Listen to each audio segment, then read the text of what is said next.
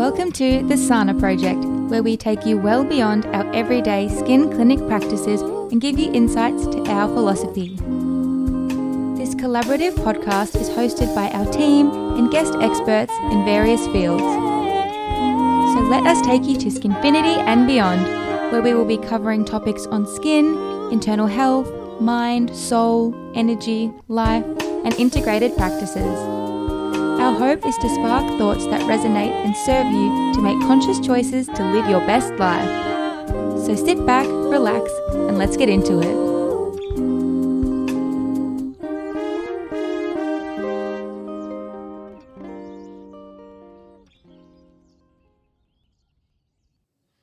Hi everyone, and welcome back to another episode.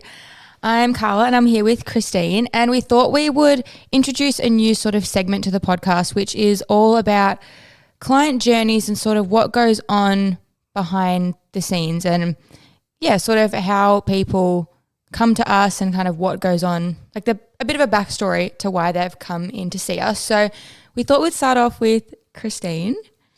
To kick things off, did you want to just tell us a bit of a brief rundown of your skin journey? Yes, I love getting uncomfortable. So obviously being the owner of a skin clinic doesn't necessarily mean that your own skin journey is smooth sailing and everything is a perfect world. So my skin is actually pretty much the reason I started this business, to be honest, because growing up, my skin wasn't bad. Teenage years, I had the odd pimple here and there, but nothing that really concerned me. I can't remember thinking back, oh my God, I was ever really concerned with that with my skin.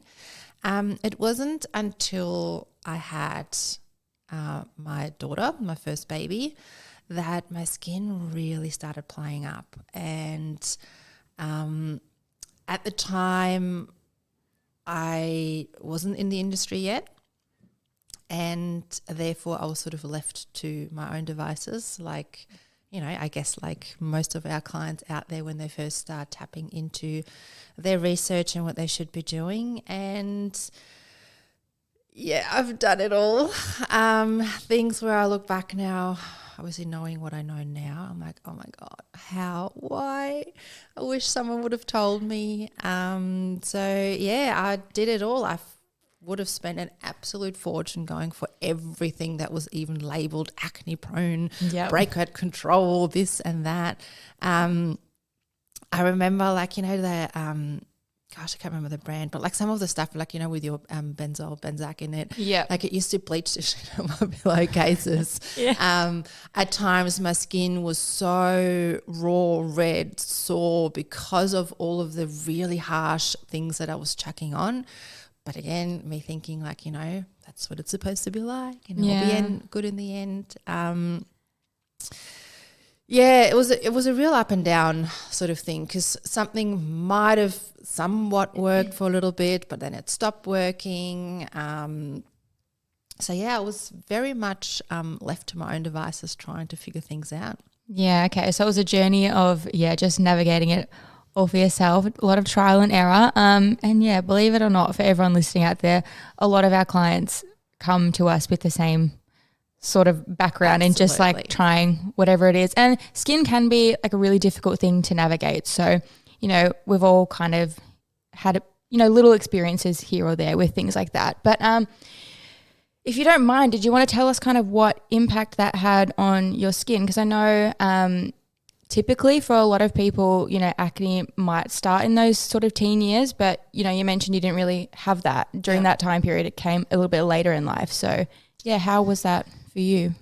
To be honest, it was really frustrating because you typically, I didn't anyway, I didn't expect to have to deal with that, being a new mum and trying to sort out all of these things and finding my way around. It was something I was like, oh my God, I really what am I doing here? And it went on for a long time and nothing that I was really doing was working. I then had my second daughter. I was presented with a couple of different options of what I could be doing once I'm done having kids, if I'm not pregnant or breastfeeding. So a lot of the things were sort of put on hold of I could be doing them later on. But yeah, it was very, very frustrating, and I guess even it was really embarrassing, to be honest. Because fast forward a couple of years, even just I remember like, you know, dropping my daughter to kindergarten and walking in, having a look what she's doing in the morning, all that sort of stuff as you do. But at that point, I would never leave the house without putting makeup on. And then those school mum little morning chats and stuff, I was actually trying to avoid these because I was always like, my skin was always on my mind. It was always something that I was very, very conscious about, and it was not good. Even to the point where I would have maybe had makeup on. Oh, I definitely had. But it went as far as I used to pay attention to which way the sun was coming from the light, because you would still see the lumps and bumps underneath the makeup, and I would try to, you know, cover hair over. Or like it was just bizarre. Like it was kind of taking over. I guess a time that I really, really like, a precious time of being able to enjoy just being with the kids and all that sort of stuff. It was like this shadow just over it, where I've just constantly, I wish that wouldn't have had to be on my mind all the time. Yeah. And then I started the business, and even though we first started more so just, you know, all the beauty side of things, lashes, brows, all that sort of stuff, like skin was always something that at that point I was very, very passionate about. I was very passionate about finding different solutions and helping people, because I very, very well understood how much of an impact it can have. But when we started venturing into expanding to the skin side of things in the business, that's when it really got me like a massive, like an imposter syndrome, where I'm like, oh my God, how the hell is anyone going to trust me with their skin if I can't even fix my own? Yeah. Now, at that point, I didn't have all the puzzle pieces that we have now to really be able to give people the amazing results that we do now. And that was a bit of a trial and error as well. But I just remember that was something that really, really sort of stopped my confidence from really stepping up as a therapist as well. But now looking back, I do know it actually makes me a better therapist, because when someone comes in, it doesn't need to be acne. It could be anything about their skin, because really it's not for us or anyone to judge what bugs you about your skin. Yeah, so it could be something that someone else might consider as a minor issue, but for you it really is something that is a concern. Yeah. So for me now, a client's coming in and I can really, really relate to how they're feeling, because that was me. That is me sometimes still. So yeah.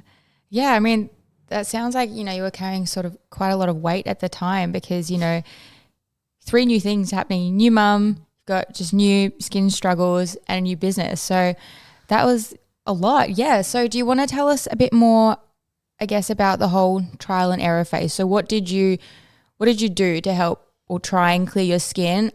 Did you see any specialists along the way, or what was the journey with that? Yes. Now I might venture off a little bit in some directions, because it's quite a lengthy story. I try to keep it brief. But first I want to disclaim, obviously, medical advice, it should be a good thing. You should use your common sense and your gut feeling and everything like that. But I don't ever want to undermine a medical professional opinion that is completely out of our scope of practice. But I'm just going to tell my story. Yeah. Okay. So I think my first point of contact was a GP to say, okay, this is happening, you know, what is it? Can you help me? I remember at the time I was just prescribed like a cream and whatever, and that did nothing. From there on, I was prescribed antibiotics and referred to a dermatologist and all these sort of things. At that time as well, I was trialling all different treatments in different clinics. but nothing, like everything was always aimed for treating the topical signs of the issue rather than going that little bit deeper. Yeah. And for me, it was at that point I was doing a lot of, education and doing my own research and things like that. Once the antibiotics they were working for a little bit, but then they stopped working. So they just changed the type of antibiotics, changed the dosage of it, things like that. All up, I was on antibiotics for 4 years. Wow. Okay. That's, a long So time. looking back now, I'm like, I can't even wrap my head around that because that had such a flow-on effect on so many different things. Yeah. Obviously being on antibiotics for such a long time, I think the general knowledge now, people know that's not good for your gut bacteria and all sorts of other things. But for me, there was an even bigger issue that came from that. So I think it was about 2 or 3 years into having the business and obviously being on those antibiotics. I think I just finished the course. I was at the end of it. All of a sudden I just felt so drained and sick and I couldn't quite put my finger on what was going on. Again, went to the GP, they couldn't figure it out, and then eventually they just put it down to chronic fatigue, which I had no idea what that was all about. So again, I had to Google it. I was referred on to a chronic fatigue specialist, which he then told me because I was having, so the way I was feeling, like I always try to describe that is, when you got the flu, so you your head's not quite straight, you've got this bit of brain fog, your body is just aching, even when you've had a good sleep, you wake up and you're still sort of drowsy. That's how I was feeling every single day. And with young kids. With a business. And it was just, I remember being so frustrated and annoyed because at that point I was probably the fittest I've ever been. I was eating really healthy. I was really determined and excited about this business. I was loving being a mum. So something just wasn't adding up. Yeah, and then for a doctor to tell me, not the specialist, it was the GP before he referred me, he goes, maybe it's just a bit of depression and things like that. And I'm like, I'm not depressed. Like I knew what depression felt like because I had previously had, a little period in my life where I did go through that. But at that point I knew my mind was right, my motivation was right. You everything had the drive. was fine. It was my body that wasn't keeping up. So anyway, I went to this chronic fatigue specialist and he said, given all the other symptoms like the body aches and everything else, it's also a bit of like fibromyalgia. I'm like, okay, so what do we do about this? And that's when I was presented with the option again of antidepressants. But he said to me that as an off-label use and different dosages of it, it can be very helpful to treat chronic fatigue and fibromyalgia. Okay. Now, because all of that was having such a massive effect on my life, I was almost ready to okay, I'm just give it a go, whatever. But he wasn't happy with the results that we were getting from the medication, so he kept upping the dose. Okay. Now, to give you a bit of an insight there, I can't remember what the name was of the actual medication, but I remember reading that for depression, I think you would have been taking 2 or 3 tablets a day. In the end, he had me on 9. Wow. And this medication is primarily for depression. Depression, yeah. But it's something like the way he explained to me at the time, it makes sense about, the neurons in your brain and the connections and rah, rah, rah. And I'm like, who am I? Like, I just need help. And he's a specialist. So, and I'm sure he has helped many people in the past, but for me, it didn't sit right. And I was like a zombie. And I remember one particular day where I kind of just fell apart because so my husband had to bring his car for a car service. So he said he's going to drop our older daughter to kindergarten, drive there, drop the car off, and I'll pick him up from there with a little one. So, I drove there and I forgot my phone at home, but I sat in front of Mitsubishi and waited for him. And it was like 10 minutes late, 20 minutes late, half an hour late. I'm like, oh, that's a bit odd. Like he must have gone in and checked out her recent artwork or whatever. Yeah, it's taken some time. But it got to about 45 minutes or something. I'm like, oh, I wish I had my phone here to actually give him a call. And I don't know what happened, but all of a sudden I'm like, holy fuck, I'm sitting in front of Mitsubishi. Now at that time, he hasn't been driving a Mitsubishi for 2 or 3 years. And my mind went just like, my memory was just gone. Yeah. So I drove home and I remember him was like, oh, what are you doing? I'm like, I just came home, walked in the door and I lost my shit. I just bursted into tears. I'm like, I don't know what's going on. This is so scary. You know that something's wrong, but you just don't know what it is. I just honestly had no idea and went back to this doctor and said, this is what's happening. And I could tell by his look, he goes, oh, shit.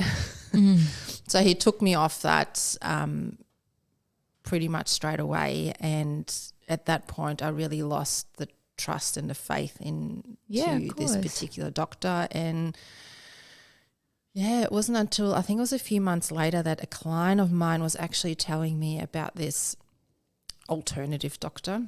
Not really, he's a GP, but he's done like a lot of research and sort of expansion into other areas that has pretty much saved her sister's life. And I'm like, okay, I'm back at, ground zero here. I need to do something. Let's give that a go. And I remember like when I went to see this doctor, like he sent me these previous questions. That was like an essay that I had to write and like the most random questions. And my husband at the time, he goes, oh, well, this guy's either going to fix you or he's full of shit. It's like, well, at this point I'll try anything. Right? So it's questions like, where did you grow up? What countries did you travel to? Were you ever bitten by ticks? Was there ever any mold in the house? Like all of these very random questions at the time. And when I got there, he was just like, how some doctors are just game face and they don't give you much. So he was sitting there and just writing notes and reading and writing notes. And I'm like, okay. You're sitting there all sweaty like, oh, God, what is he writing? What is he talking about? I know. But and at the end of that, he sent me off with, I think we did about, I want to say 5 to 7 different tests, like blood tests and whatever else. Some of them, they had to be ordered from overseas because they weren't testing for them here. Okay. And that was it. And then about a month later, I had to come back for my results. And that was where this all now ties back into the skin as well. So I came back and he goes, I've got good news and bad news. I'm like, okay. He goes, I think I've found the main source of all of these issues. Bad news is it's a little bit of a bugger to get rid of. No. It's easy, but it's not nice. Yeah. So he explained to me that we all naturally have a certain amount of staph bacteria in the back of our nose. And that's fine. Now, it only becomes a problem when they take over, when you have too much of that. And surprise, surprise, one of the main reasons for that to happen is long-term use of antibiotics. Oh. So he explained to me that it would basically be, if I could imagine, there's a beehive in the back of my nose where there's certain toxins that come out every day. Now, if that is not an issue, it's hardly anything. It's totally normal. Your body can deal with that. He goes, for me, I had like the biggest, sort of beehive in there. And these toxins were coming out at a very high speed every single day. And I was, I guess, technically poisoning my body every single day. So, that all made sense because that was attacking all my systems, all my everything, and that's why I was feeling the way that I was feeling. The solution was a compounded nasal spray. Right. Okay. I know, sounds easy enough. Yeah, after all that. I know. But he explained to me again, okay, now once you take this nasal spray, it will be like you're hitting this beehive with a baseball bat. So all of these toxins will come out at once. Very and angry. You will get really unwell for about 3 to 4 weeks. Wow, okay. And he wasn't joking. I couldn't lift my head off the pillow. It was horrible. But yeah, after that, I gradually started feeling better. It took a fair few months for my energy to come back, to really feel like me again. And to be 100% honest, I don't think I've ever been completely the same. Yeah. In terms of, I know my gut health is a forever ongoing issue with everything that I've done to my body. My hormones have been completely, kicked out of whack with this, and I'm still, it's always, for me now, it's a balancing act. Like I know what's good, I know what's not. But yeah, so I guess that's my specialist story behind all this. So then was it, because I know you've mentioned just to me in the past that, and you just mentioned now as well that you are looking into your gut health. Was he the one that kind of started all of that? Like, was your gut something that he looked into as well with that initial round of testing that he did? He did do a very thorough gut test, which he said there was things, they weren't quite like he would like them to be, but given the situation and everything that my body's been through, that wasn't a priority at the time. One thing at a time. But to be honest, you know what? He was the person that has really opened my eyes to there needs to be other solutions, more holistic. And I know holistic is one of those words, but like it just means like you need to be treated and looked at as a whole. And I guess for me, it made a lot of sense because, well, for the people that don't know, I was born and grew up in Germany, and Germany is very big on all of their holistic and more natural ways. I know they're like on top of their game with all the other medical and technology stuff, but when you actually go, like I remember like going to a GP for any reason, you were always giving those, what are they called? Natros, the little sugar pills, what are they called? So anyway, it's just very natural medication to begin with. And if you were ever prescribed antibiotics, I remember like in primary school, it was like, it's like, oh my God, did you hear such and such is on antibiotics? And everyone like, stay away. Thinking, oh my God, she's going to die. So it was like actually, it was reserved for when you actually really needed it. So yeah, seeing this doctor, I think that was the foundation of where I then decided which direction I want to go with my business, and just explore because, just hitting something with, full force of medication and even things like the skin treatments, like putting on the harshest peel you could possibly find. Like I feel like there's a big gap between understanding the root cause of things and helping the body naturally to fight that. And then if need be, we still have, other resources and option in our back pocket when we do need them. Well, that's the thing. It's not a one size fits all approach. Like different things are going to be suitable for different people. So, and I feel like bringing out the big guns off the bat, like, your big medication, your big everything, a lot of the times, yes, it might help with the actual issue that you're trying to treat, but what are the long-term issues that you're creating from that? Because it's very rarely that it doesn't have a flow-on effect onto something else in your body. Yeah. And then you mentioned just a little bit before, if I'm kind of backtracking a little bit, you've obviously got a lot of knowledge now just with everything that you've been through and you've picked up so many things along the way. So, yeah, I suppose you somewhat kind of know some of the triggers for your skin because it does flare up still here and there. What do you think is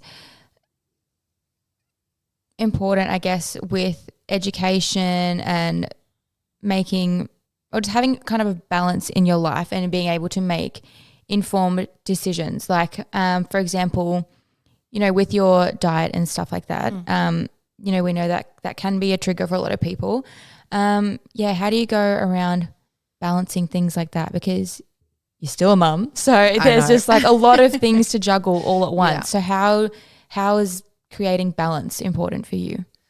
It's super important, but I think the first step to that is you got to get down to your root causes of everything.